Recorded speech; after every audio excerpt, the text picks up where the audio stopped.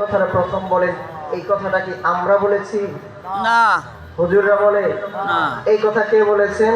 আল্লাহ। আল্লাহ তাআলা বলেছেন। আল্লাহ রাব্বুল আলামিন কি বলেন? লাইন শাকারতুম লাযীদান্নাকুম ওয়া লাইন কাফারতুম ইন্না আযাবি লাশাদীদ। বান্দা, আমি তোমাদেরকে যে নিয়ামত দিয়েছি এই নিয়ামতের শুকরিয়া আদায় করো।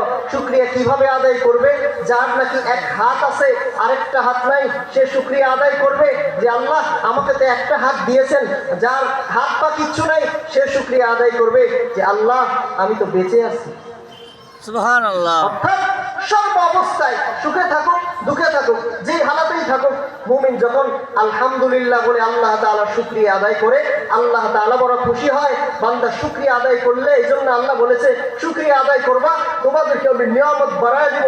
তো শুকরিয়া আদায় করবা না, না শুকরি করবা, তাহলে তোমার নিয়ামতটা আমি ছিনায় নিবই। ইন্না আযাবি লাশাদীদ, তোমার জন্য শক্ত আযাবের ব্যবস্থা রয়েছে।